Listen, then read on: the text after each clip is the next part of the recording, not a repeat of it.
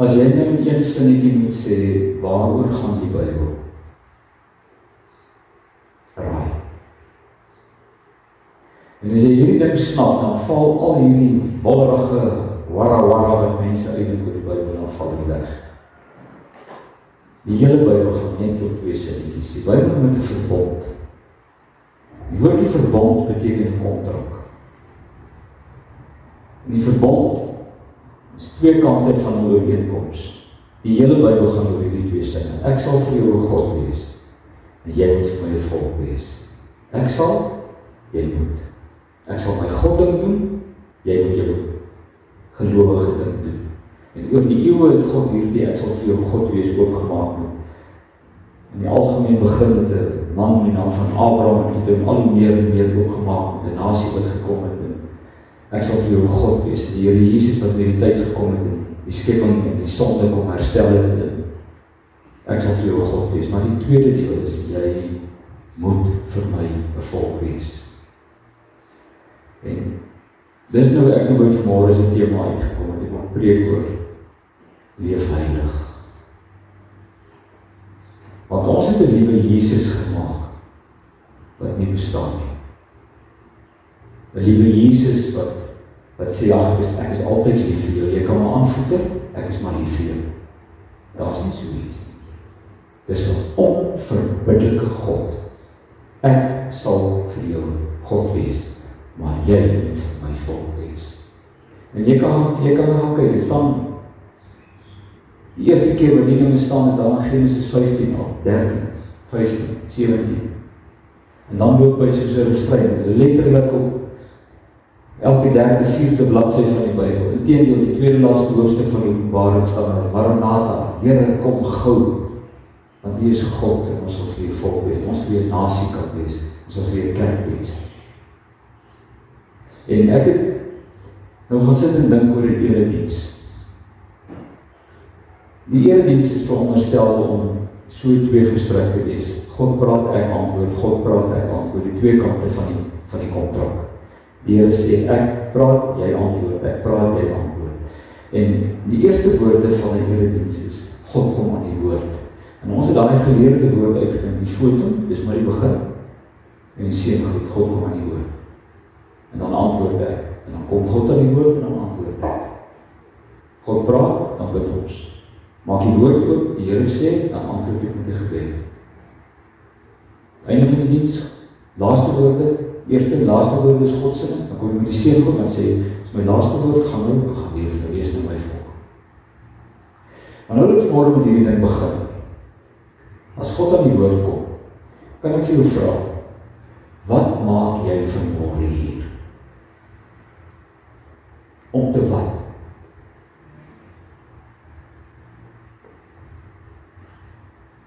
Is die Here saam met jou hier?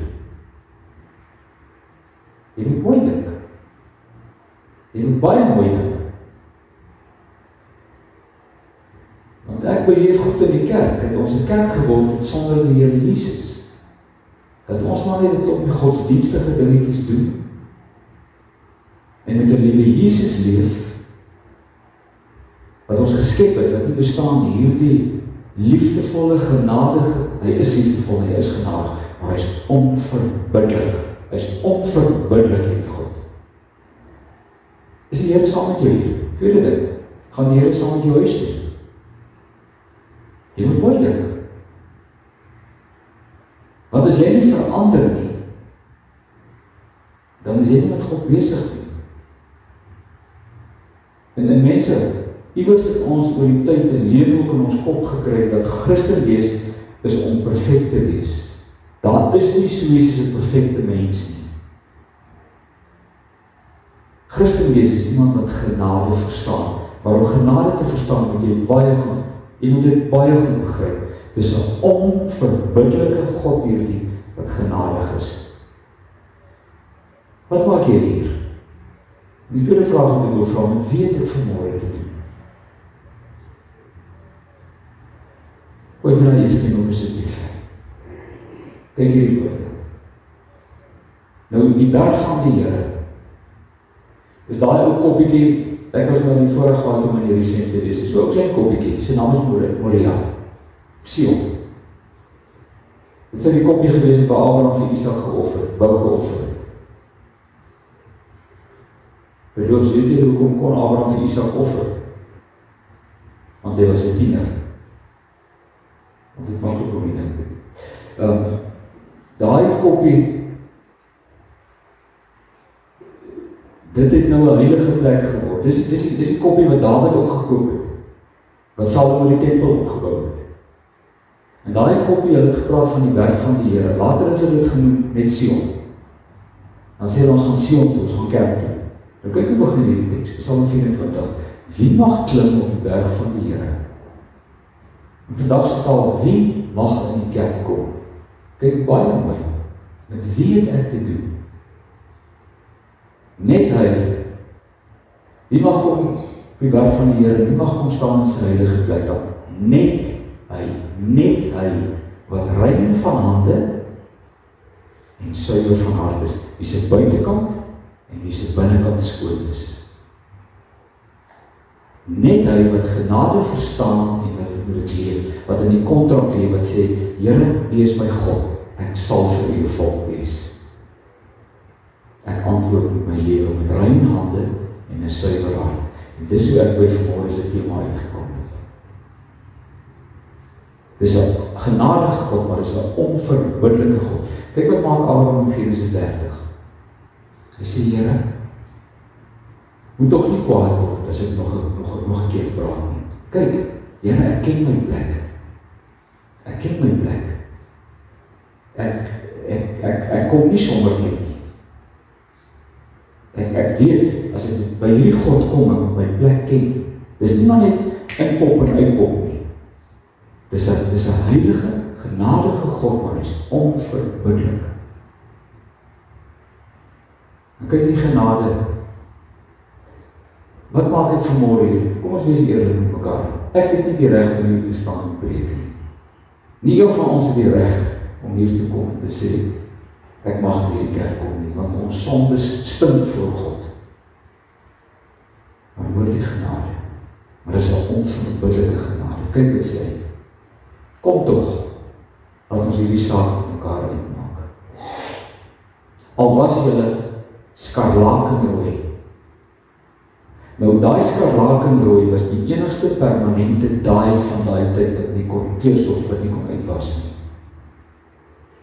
Die Here sê, al is jou sonde so rooi soos permanente daai, kom, as ons hierdie saak met mekaar uitmaak. Ek sê, julle sal wit word soos sneeu, maar kyk die ander kant.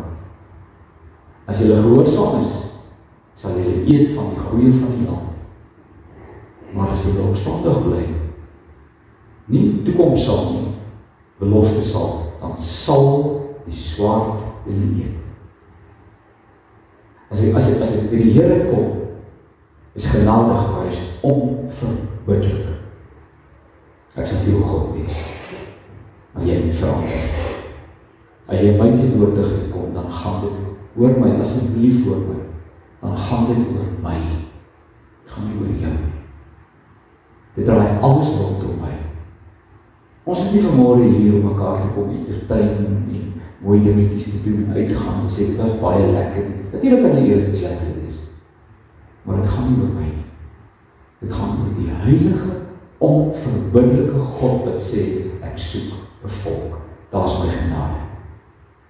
Vat dit, as jy so wit maak soos wol, so sneeu. Maar as jy dit nie wil verander nie, gaan die swaard jou eet. En wie ek is nou besig om te krap in die Bybel, oor wat beteken daai. Die swaard sal jou eet. Dis my so opvallend, dat as ek nie 'n pad loop nie, het al 'n klomp mense rondom my prys, bly name my kinders. Een naam. Een naam. Genadig maar onverbiddelik. Wat maak ons vanmôre hier? Is net weer op asseblief. Kyk op. Ek is hier met die onbeskryflike genade van God. Hoe verduidelik 'n mens genade met logika? Jy kan nie.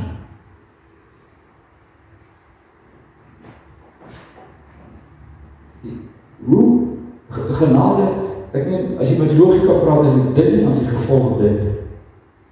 En God se genade gaan teen alle logika, omdat hy sê, goed, dit het gebeur, maar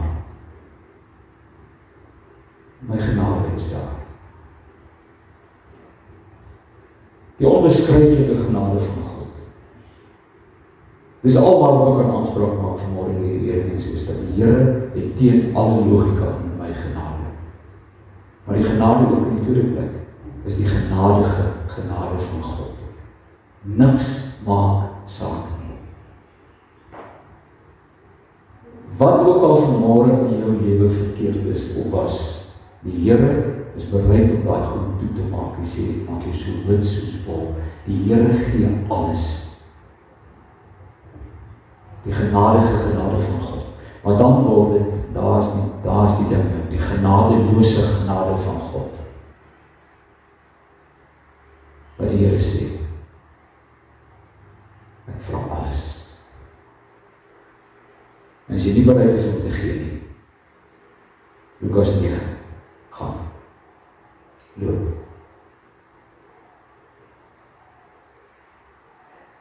Waarom God se genade niks saak maak nie. By die Here sê, wat ook al gebeur het, dit soos wat, dit soos nie. Maar die ander kant sê die genade loop. Alles maak saak. Dis alles of niks. En ek en jy moet vanmôre besef, ek het hierdie afspraak met die lewende heilige God. Dis nie maar net 'n paar woordjies wat hier gesê word en dan gaan ons huis toe en ons het 'n godsdienstige oefening gehad nie. Ek sal vir jou 'n God wees. Ek sal alles doen wat van my verwag word en wat ek vir jou gee. Maar jy moet vir my 'n volk wees. Dit gaan oor my. En nou moet ek die Here antwoord. God praat en ek antwoord. Dis waar hierdie gebed inkom. Ek moet die Here se genade antwoord.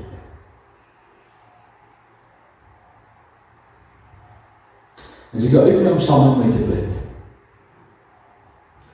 dan sit nou nie net, kom ons maak oogies toe en dan sê ons 'n paar mooi woorde nie.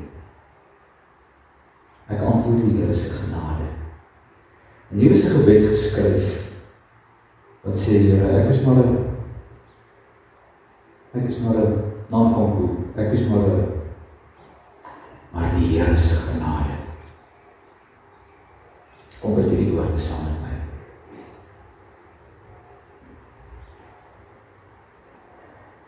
My genadige God, ek kan nie boekhou van al die sondes wat ek al gedoen het en steeds doen nie. Die meeste daarvan kan ek nie eers onthou nie. En ek voel nie eens meer die skuld nie. Maar alles wat in my is deurtrek van die sonde. En alles wat nie deur die genade gedra word nie, is verdoem. En al my sogenaamde goeie werke maak my net moedeloos. Want dit gaan oor myself, dit gaan nie oor U nie. Ek weet nie wat anders om te doen as om te hoop en te bid dat U my genadig sal wees nie. Terwyl die genade my geloof staande hou, glo ek nog in U. Maar as jy genade sal terugtrek, dan weet ek, daar is absoluut niks goeds in my nie.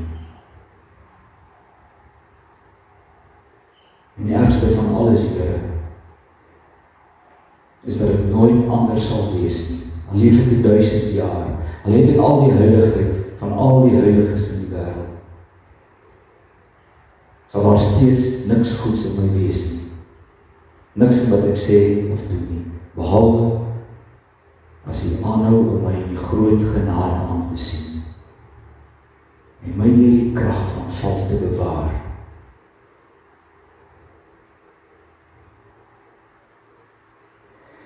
Maar omdat die genade wel daar is,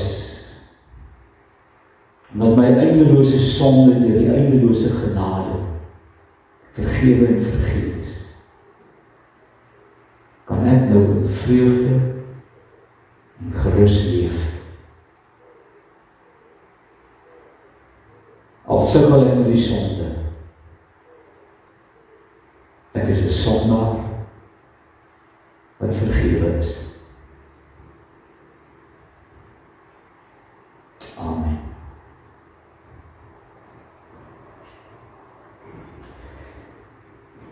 En die Here praat.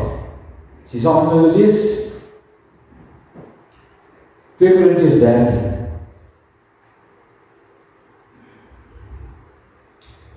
Dis net die een versie. Einde van vers 4 en dan vers 5. En my tema is, Bybel sê, wees heilig. Wat beteken die woordjie heilig? Kom, wat beteken heilig? Afgesonder. Nou wanneer is dit afgesonder? As hy heeltemal anders is. As hy heeltemal anders is, dan is heilig, is dit anders te wees. Nou wat nou, as hy dit nie maak nie? As ek nie so is nie. En ek het in hierdie teks gekies. En in hom,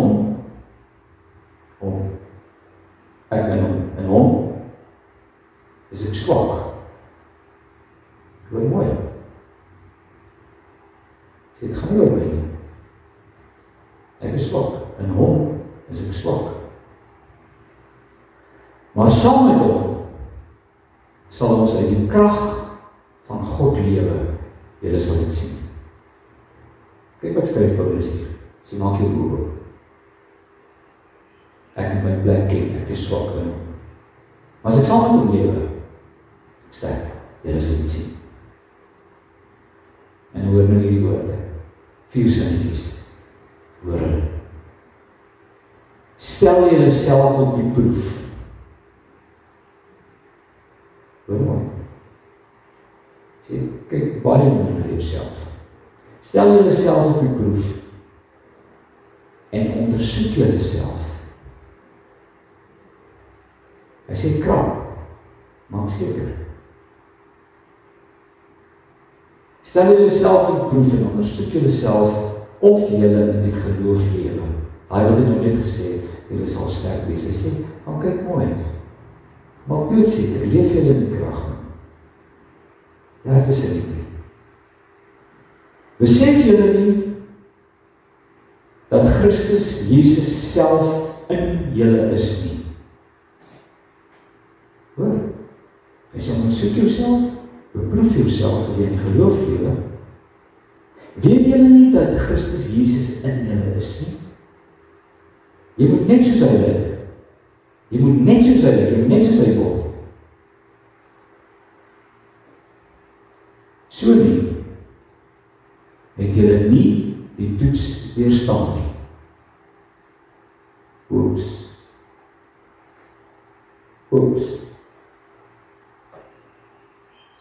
Sê maar doodseker. As julle nie so lyk nie, met Christus in, as julle nie so lyk nie, het julle die toets gedop.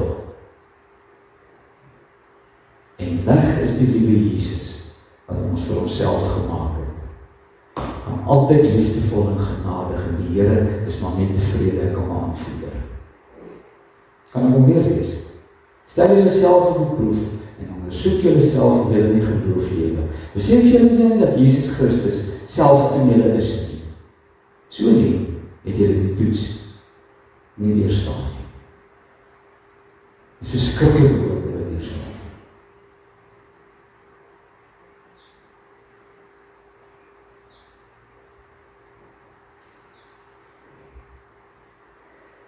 Wees heilig, en wat nou as ek dit nie maak nie?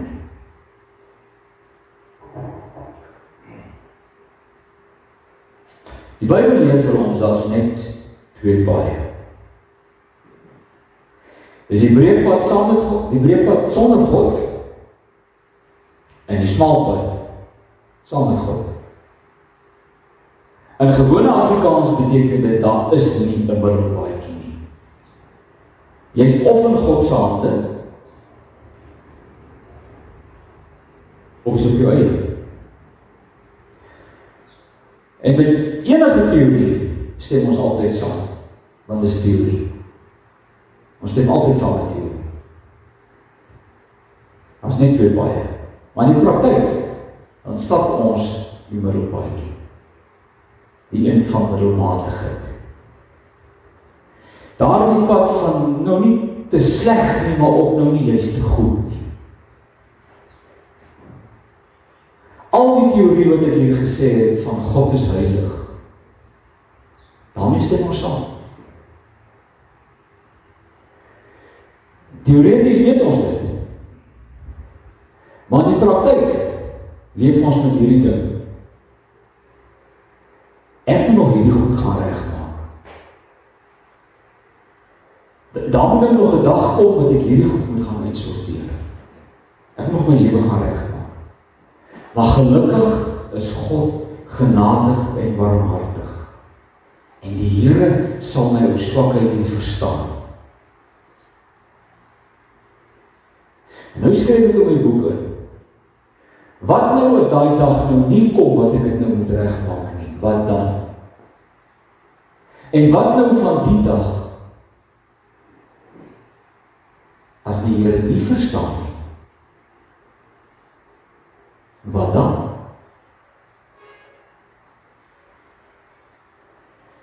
Kom ons speel 'n speletjie van sê nou maar.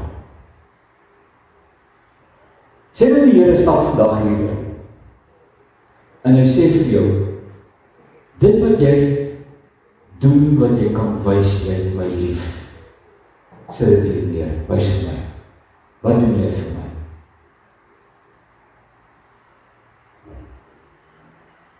Wat gaan jy vir hom gee?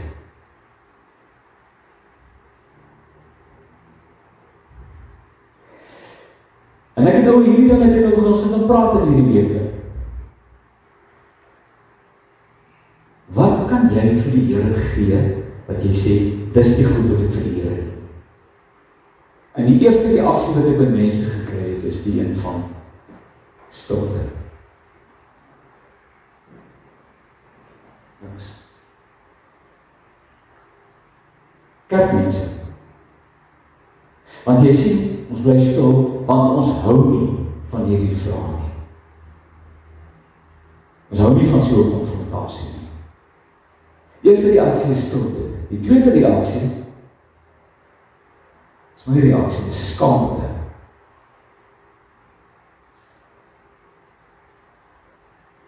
Want daar's baie min Christene wat iets vir die Here kan neersit.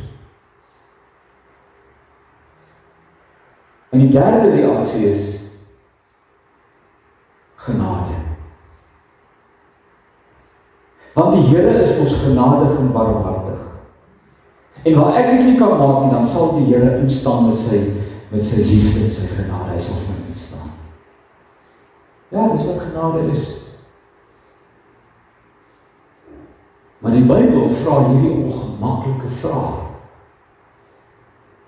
En die antwoorde gee wat ons nie wil antwoord nie. Kyk daar die vraag. Wat in die teks staan. Hy sê, stel jouself op die proef. Kyk nou vanmôre na jou liggaam. Wat doen jy met jou liggaam? Stel jou liggaam op die proef. Gaan kyk na jou gesin. Stel jou gesin op die proef. Hoe werk jy met jou gesin? Kyk na jou tyd. Stel jou tyd op die proef. Ek gaan net nou verder daaroor praat. Kyk na jou geld. Kyk na jou gawes.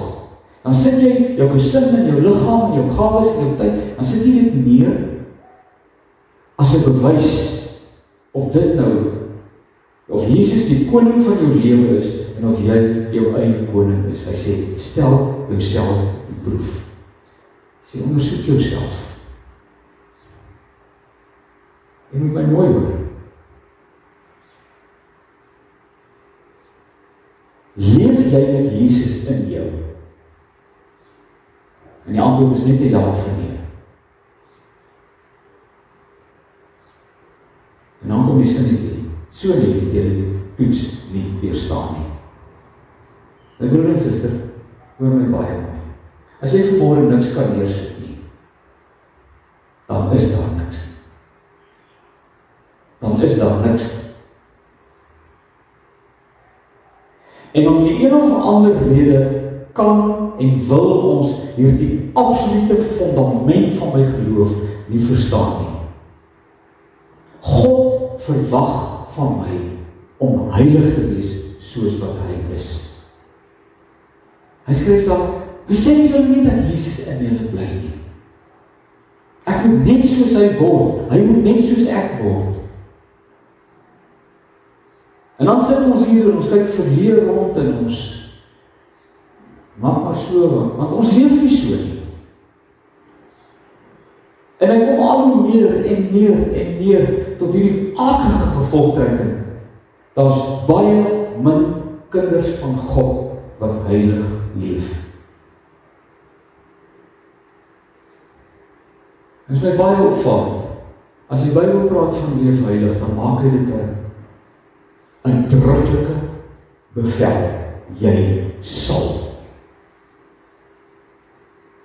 Ek dink aan die woorde van die laaste versie van Matteus 5. Wees heilig, soos julle Vader in die hemel heilig is.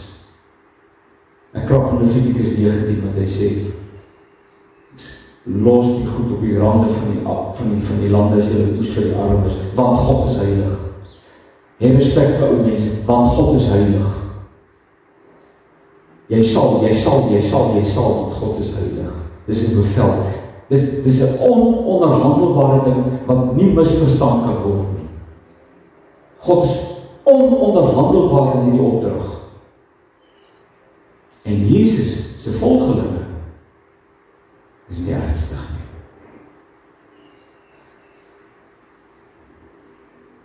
En in hierdie opdrag van wees heilig, is daar twee dinge wat baie goed verstaan moet word. Daar's 'n stuk teorie en dis 'n stuk praktyk. En ons begin by die verkeerde plek. Ons wil die praktyk gaan leef. Jy kan dit nie doen voordat jy nie die teorie verstaan nie. En hierdie stuk teorie is 'n baie eenvoudige ding. As baie om te sê, ek het net die goed iets gehoor. In die eerste plek is God is heilig. Het jy dit gehoor? Dis die teorie wat jy moet verstaan. God is heilig. Heilig beteken, hy is gans anders. Ek lees 'n boek van 'n Duitser met die naam van Karl Barth. Hy sê in Duits, hy noem God gans anders. Heeltemal anders. Ek en jy kan hierdie, hoe praat ek wat 'n mens is, wat 'n predikant is hier vanmôre en ek wil hierdie ding verduidelik, want ek is nie God nie. Hy is anderste. Ek kan vir jou sê wat die Bybel sê oor, maar ek en jy kan dit glad nie verstaan nie. God is heeltemal anderste. En in sy teenwoordigheid bestaan, daar is nie sonde nie. En daarom moet die Bybel van God praat as lig, as waarheid, as lewe, as God is heilig. En die tweede teorie wat ons moet verstaan is, dat Jesus is God. Wie is die Jehovah getuie my nou die dag wil oortuig, dat Jesus maar net 'n mens en al daai moslim dinge nie. Jesus is God. En hy van die heilige God het hy oorgekom na my kant toe, en hy het vir my kom wys, hoe lyk heiligheid? Hy het kom leef. En hierdie Jesus het in my kom bly.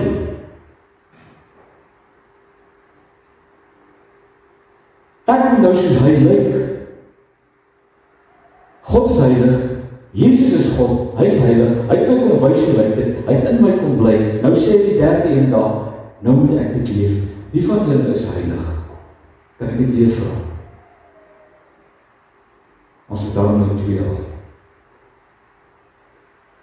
Liewe aarde mense, hoor julle dit nie?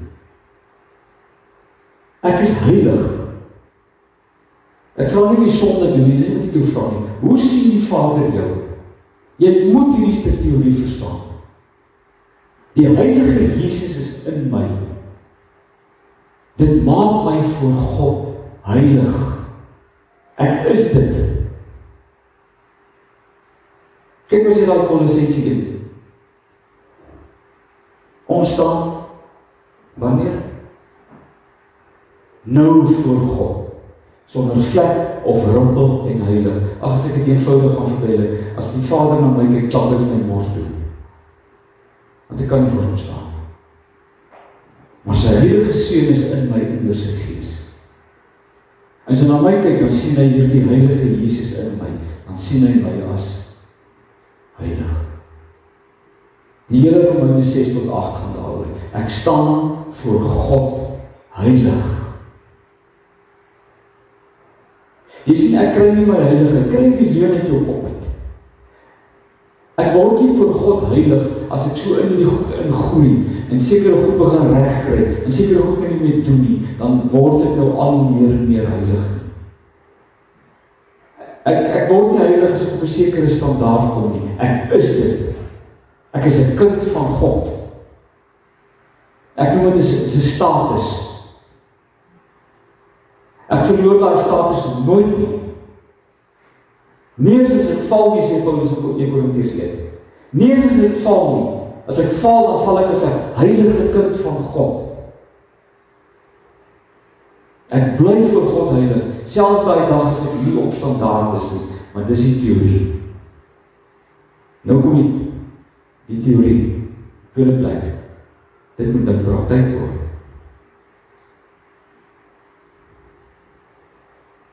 Ek moet, is julle saam my wakker? Ek moet word wat ek is. Ek is dit, maar ek moet dit word ook. Om heilig te wees, beteken ek moet word wat ek reeds is. En Kolossense 3, daai vers 10 wat daar staan, verduidelik dit so goed. Hy sê, ek moet meer en meer soos Jesus word. Ek is dit, maar daar is 'n proses ook. Dis nie iets wat eenmaal gebeur. Dit is 'n ding wat ek inoefen. Dis 'n ding wat ek elke dag herhaal. Ek oefen dit. Ek wil gaan kom resultaat so volgende jaar. Daar 8 Junie volgende jaar daarvoor Pietermaritzburg se stadsaal op in Hartbeespoort Durban toe. Ek oefen dit elke dag. Dis hoe heiligmaking werk. Dit word die pad van heiligmaking genoem. Ek is dit, maar ek word dit elke dag meer. Jesus moet my verteer. Hy moet my gedagtes oorneem. Hy moet my oë oorneem. Hy moet my mond oorneem. Hy moet my ore oorneem. En ek gee al hierdie goed willens en wetensgeen vir hom. Soms kry ek skitterend reg. En ek loop in die lig en die waarheid. Ander kere is dit 'n geveg waar die bloed loop. En dan lê ek in die loopgrawe van die modder. Baie min Christene verstaan die teorie.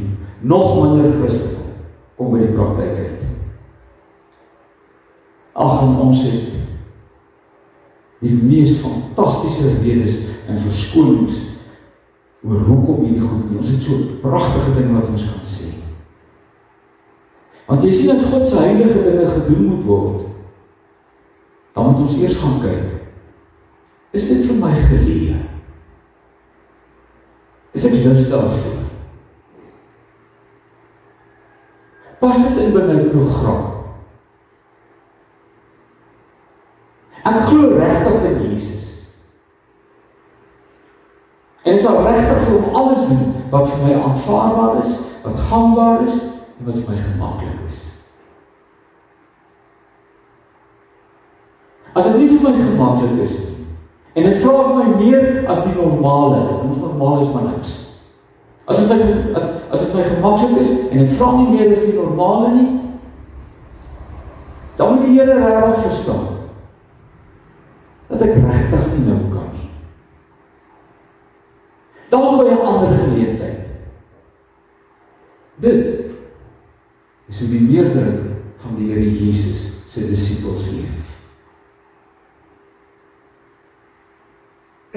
Om die waarheid te sê, ek kyk rondom my rond en ek sien by kerkmense, wat sê hulle is Jesus se disippels, sien ek niks.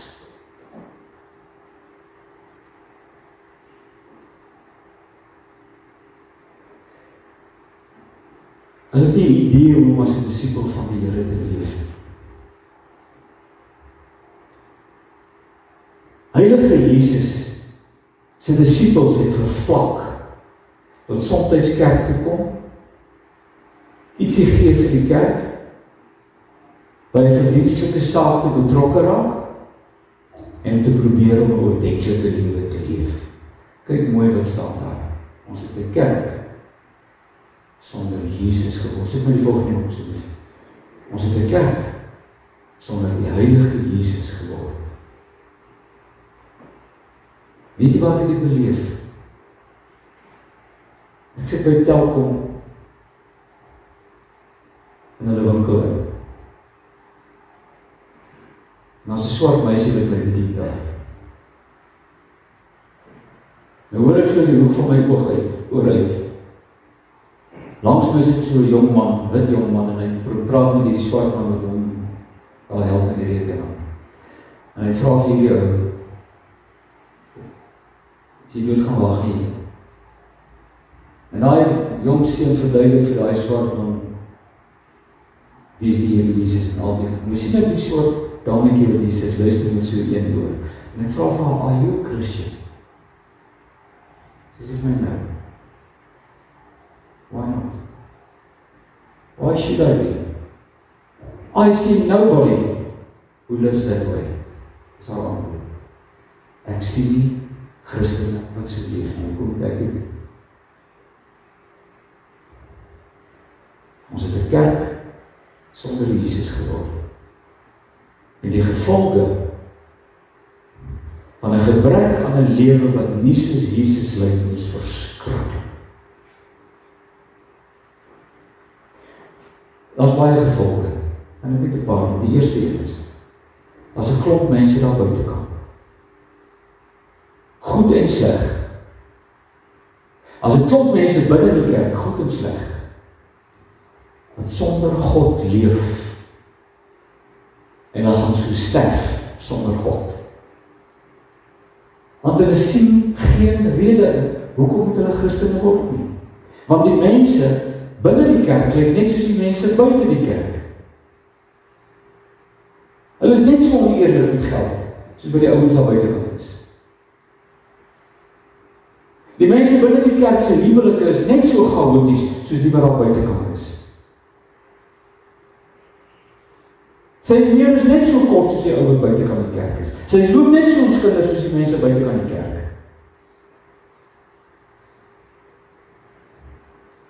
Die ouens wat in die kerk sit, kyk dieselfde onhebbelike dinge as die ouens buitekant die kerk. En dit pla hulle glad nie. Dit pla hulle glad nie. Nie Christene sien nie dat Christene anders lyk nie, en dan loop hulle die hel binne. Nog 'n gevolg. Sonder enige misverstand. Hebreërs 12 sê, hy sê beywer jou vir 'n heilige lewe, waarsonder niemand die Here sal sien nie. Kyk wat is die gevolg. Hierdie teks wat ek gelees het sê, as julle sal nie die toets deurstaan nie. Iewers het hierdie leuen in ons koppe kom bly in die kerk, dat hier is 'n liewe Jesus wat saggies en teer is. Wat genadig is en wat jou sonde sal verstaan. Dat genade is goedkoop. Jy kan maar aanvoeter soos wat jy wil. En jy kan doen wat vir jou voel, wat vir jou reg is, en wat vir jou lekker lyk. En die Here sal in sy genade, sal hy elke keer vir my vat. Kan ek die teendeel sê? Jesaja 1. 3200 jaar terug geskryf. Sê, wie het vir julle gevra om my kerk in te kom? Wie het vir julle gesê om my deure te kom deurloop? Wat maak julle hier? Julle hande is met bloed bevlek. En julle besteel my. Jesaja 1 sê weer, kry julle my.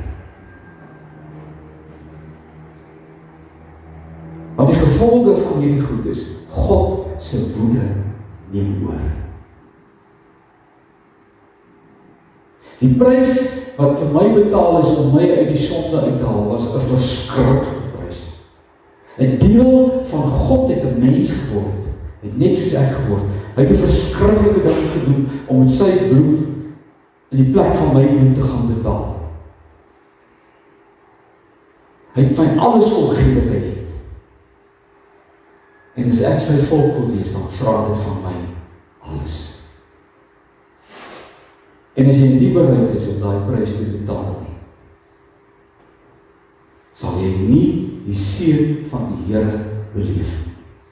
Gaan lees dit in 28.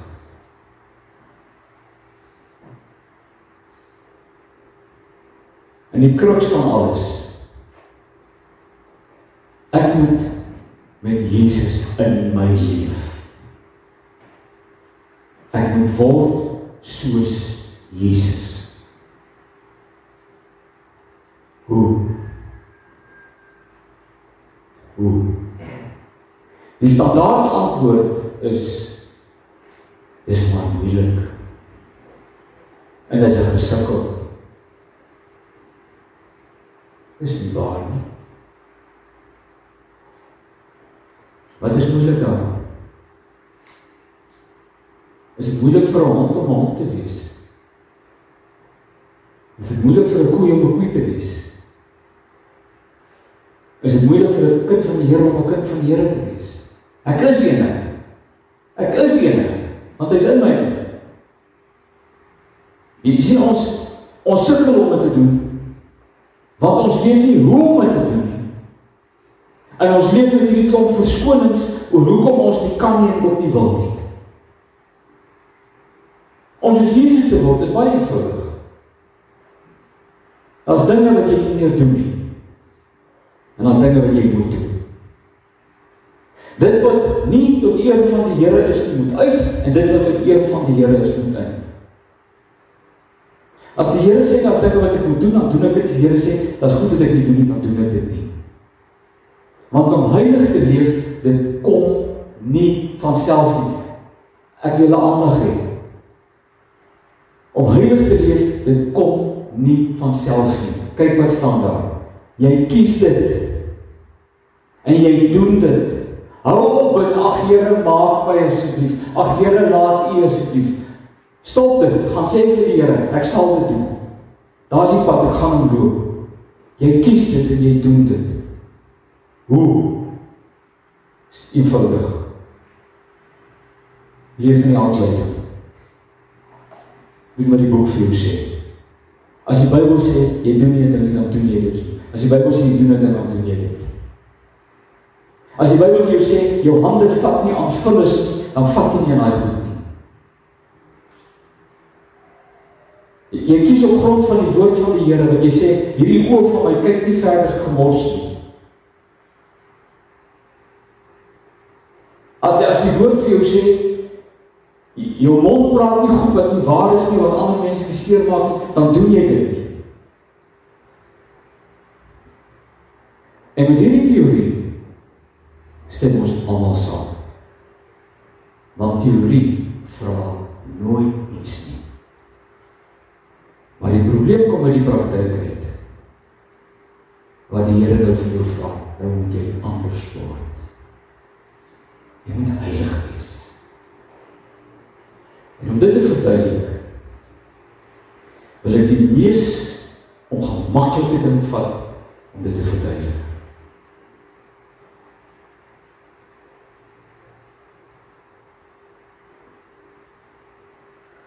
Jou tyd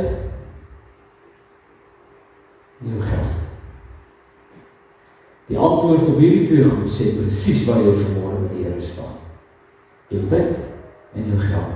Dit vlek jou verhouding met die Here tot op die been loop. En jy weet presies of jy in die Bybel leef of nie. Geld bring jou nie in die hemel nie. Die Here sê, as 'n deel van hierdie goed wat my toekom. Oeps. En dadelik kan ons argumenteer en sê, jong, daar's ander moontlikhede ook. Kan ons nie dit anders te verstaan nie. Dit is net nie moontlik nie. Ek en my broer het 'n klompie jare terug onder 'n boom gesit en gesê, as 'n deel van ons geld wat na die Here toe gaan. En ons het besluit geneem. Geld gaan nie ons lewens beheer nie. Ek het niks geld. Skuld niemand niks nie, en ek het niks nie. Maar ek slaap goed. Kyk na jou beursie. Tyd. Elke kind van die Here weet, daar's 'n duidelike verband tussen jou tyd en 'n heilige lewe.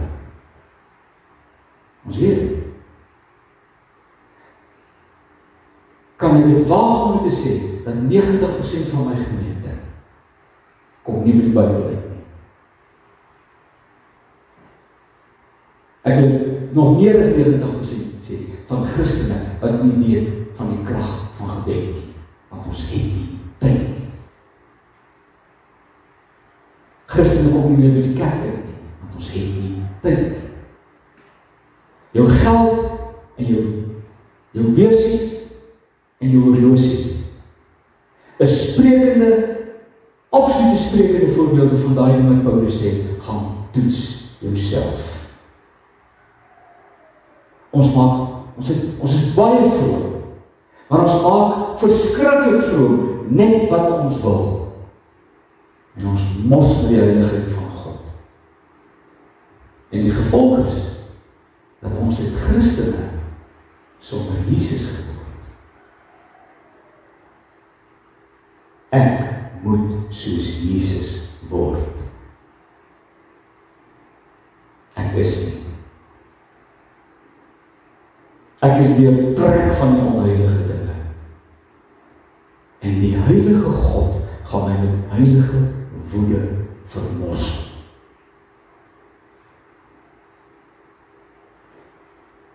Maar nou, na aanleiding van 'n gebed van Martin Luther, wil ek daai woorde sê. Dankie vir genade. Dankie vir genade.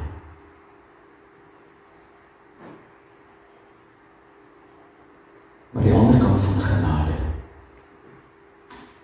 omdat daar genade is daar vandag vir een van ons wat in die kerk is, 'n verskoning.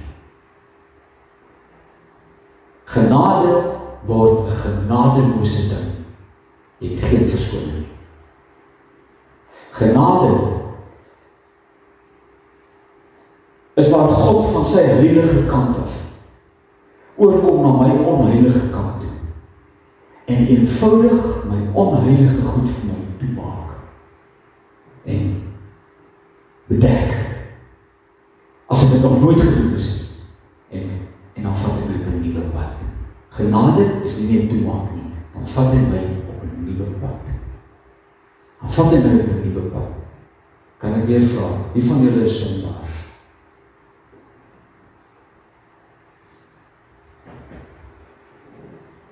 Sondaars gaan hel toe. Ek vra nie wie sonde doen nie. Hoe sien die Here jou? Wys my in hierdie handleiding, waar sien God 'n kind van hom as 'n sondaar? Kyk, ons begin Romeine 6 vers 4. Hy sê die sondige mens wat ek was, is saam met Christus gekruisig. God sien my nie meer as 'n sondaar nie. Ek is 'n nuwe mens. Kyk uit tweede gedeelte van Romeine 6 vers 6. Ek het saam met Jesus opgestaan. En toe Jesus opstaan, toe word hy die oorwinnaar genoem. En nou sê die Bybel, jy is meer as 'n oorwinnaar. Jy is vrygekom. Jy is 'n nuwe mens. Hy wat in my is groter as hy wat in die wêreld is. 'n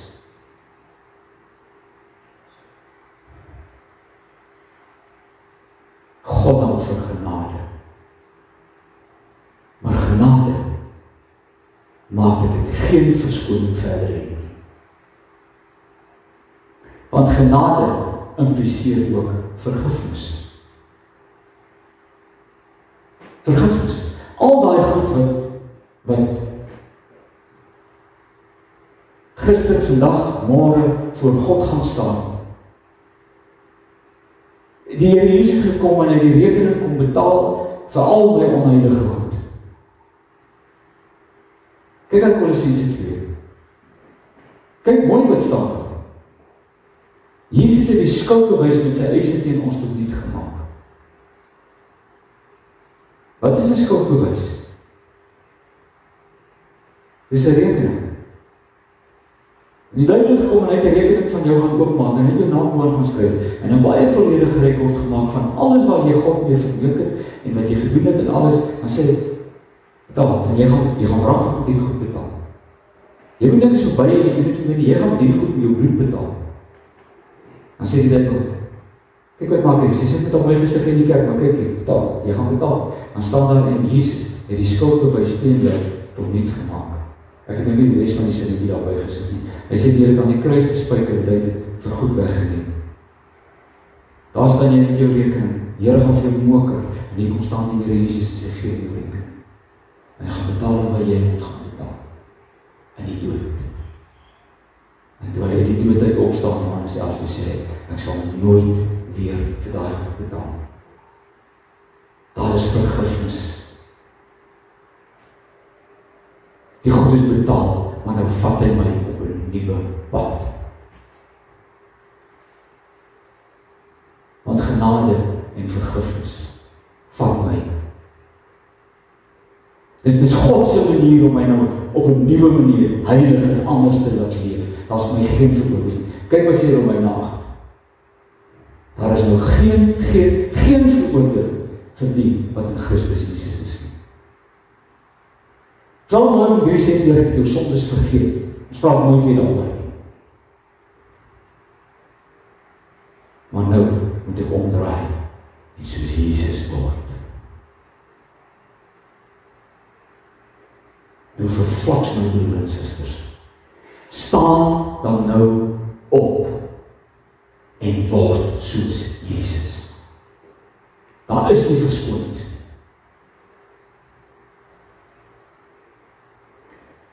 Klaar maak. Nou wat nou? Nou skryf ek in my boek, nou wat nou? En die het vir my 'n paar dinge uitgestaan. En die eerste een is vrees. Ek is bang. Want die heilige God sal jou vermorsel in sy woede. Want die genade en die vergifnis van die Here Jesus is nie goedkoop nie. As jy sê, Jesus is jou verlosser, dan leef jy soos Jesus. En die woede van God rondom hierdie goed is ononderhandelbaar. Jy moet dit weet. Tweede is die ding van sonde berou. Here, ek is jammer. Waarmee is ek besig? Here, dit gaan om U heiligheid. Dit gaan net oor U. Dit gaan nooit oor my nie. Ek is die onheilige wat vloek teen U heiligheid. Die derde moet vir die uitstaan. Ek kan die seën van die Here verwag. Ek kan die seën van die Here verwag. En dit beteken nie baie geld nie, beteken nie blakende gesondheid nie, dit beteken nie geen probleme nie. Inteendeel. Dinge kan verskriklik verkeerd loop op hierdie pad van heiligmaking. Maar die heilige God, hoor nou, die heilige God, wat hom per belofte, per kontrak, per verbond verbind, aan iemand wat saam met hom heilig leef, hy sê, ek sal vir jou God wees, as jy vir my 'n volk is. Ek kan die seën van die Here verwag. As jy kan sê vandag, vanaand is die beste, gaan lees Deuteronomium 27 en 28, die vervloekinge van die Here, maar die oordonderende seën van die Here ook. My vierde ding was vir die luisteraars, maak dit bekend. Met ander woorde, laat die mense weet, dat jy loop 'n spesifieke pad met die Here. Sommige lag jy uit, die meeste lag jy uit. Stuur in die eerste plek. Maar ander kry jy respek. En jy moet dit bekend maak. Want die hel breek los op hierdie pad van heiligmaking. En jy het ander kinders van die Here nodig om dit met jou te doen. As jy hierdie goed so half van die geheim doen, en eintlik maar net op Sondag as jy in die kerk, jy gaan nie eers verder kom as die eerste preekie nie. Maar as jy dit bekend maak, en jy neem standpunt in vir die Here Jesus, dan sal die Here Jesus jou op 'n manier wat ek dit glad nie verstaan nie. Hy sal die goggas van jou weghou, en die Here sal vir jou bonatuurlike krag gee om staande te bly. Hy sal. En die vyfde ding wat van hier uitstaan, 'n heilige lewe is 'n pad van dissipline. Dis 'n dissipline, dis harde werk, dit vra routine, dit vra opofferings. En sonder die dissipline van jou Bybel, en gebed, en kerk, is die uiteinde maar net weer 'n pad van middelmatigheid, waar jy met die Here wil redeneer en met jy met hom wil baken. Dissipline is nie ding wat oornag kom nie. Jy kies dit, en jy oefen dit in.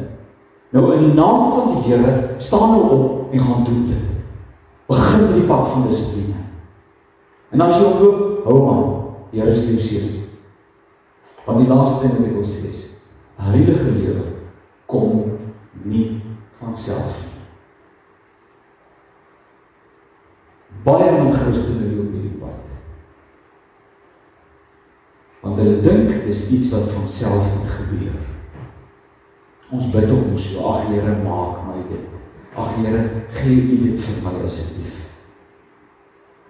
2 Petrus 1 sê, ek het jou alles gegee wat jy nodig het om my lief te hê en om my te dien. Ek het jou alles reeds gegee. Dis 'n verbond. Dis 'n kontrak. Dit kom nie van self nie. Ek sal vir jou God wees en jy moet vir my 'n volk wees. En hierdie ding begin per kontrak. Dis waar ek 'n ooreenkoms met die Here maak en sê, Here, dit is die pad wat ek gaan loop. Ek kies. Ek vat die teorie en ek maak dit word praktyk in my lewe. Ek sal die prys betaal wat dit van my vra. Ek kies Jesus se eer. Ek maak 'n verbond met die Here. Ek kom die tweede kant van die kontrak kom ek na. Ek sal vir jou volk wees, Here. En dan sal jy vir my God wees. Daar is nie kort baie in 'n pad van heiligmaking nie. Want jy sien, Jesus is nie 'n teorie nie. En om sy disipel te wees, is ook nie 'n teorie nie. 'n Heilige lewe is nie om te hoor en dan maar net aan te gaan nie. En om saam te stem nie. En dan loop ons maar net die pad. Loop ons maar net nie. Dis my pad, is om op te staan, dis my pad met die Here te loop, is om elke dag te loop, dis om aanhoudend te loop. En as ek val, dan val ek as 'n heilige kind van God, en ek staan weer op as 'n heilige kind van God. En jy oefen dit in. En deur hierdie pad van een dag op 'n slag op pad saam met die Here loop, dan word hierdie lewe saam met die Here, dan word dit my natuur. En dit is die lewe wat God sien.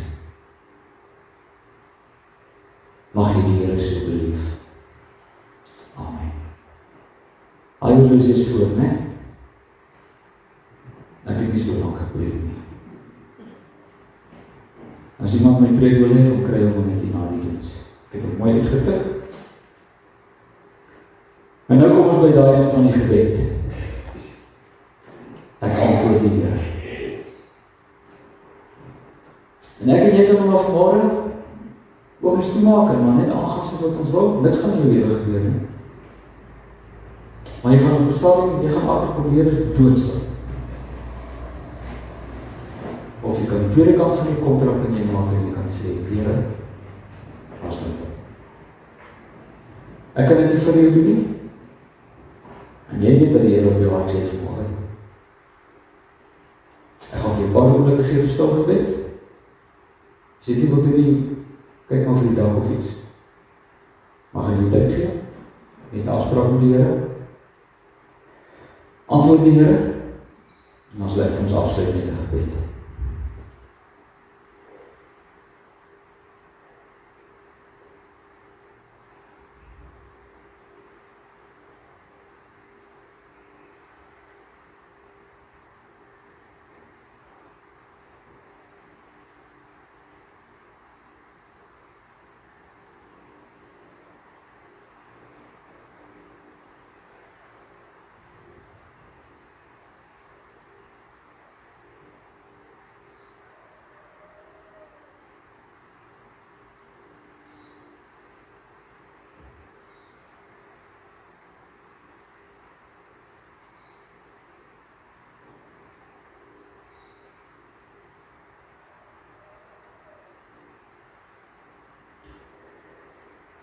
My Vader in die hemel, tog nie ons sonde vir ons staan maak nie. Hou ons hier dat verstaan nie teen die sonde. En gee dat ons elke keer wanneer ons aan die dink, nie vrees en skuld sal ervaar oor alles wat ons aangeval het nie. Maar eerder die vrede en die vreugde oor alles wat U vir ons gedoen het.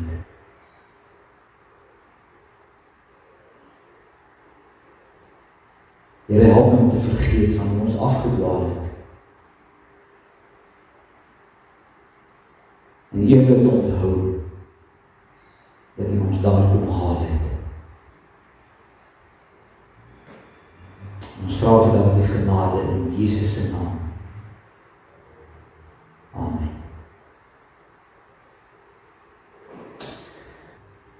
Ek is by jou, ek sê jou kyk. Jy is nie op jou eie nie. Ek sal vir jou God wees, gaan doen jou ding. Ek sal vir jou God wees, ek sal jou seën. En kyk, sit hom net vir my op asseblief. Daai seën goed in die einde. Nommer 6, daar is op die kerk nou al vir meer as wat 4000 jaar. Van die ou sinagoges in die tempel tot vandag toe nog, dis die kerk se diens eindig. Die seën van die Here is nie maar net 'n ritueel. Dit is hoe die Here met sy kinders werk. Ek sal jou seën van bo af. Ek sal jou beskerm van langs die kant af. Ek sal vir jou goed wees. Ek sal jou my genade gee. Kyk, dis nie 'n toekoms sal genade gee. Hy sê, ek sal jou so beloftes. Ek sal jou my genade gee. Ek sal jou goed doen. Ek sal jou my vrede gee. Vader, so jou bedoel. Die Here sal jou seën en jou beskerm. Die Here sal vir jou goed wees. Die Here sal vir jou sy genade gee. Die Here sal aan jou goed doen. En die Here sal jou al sy vrede gee. En God se kinders antwoord,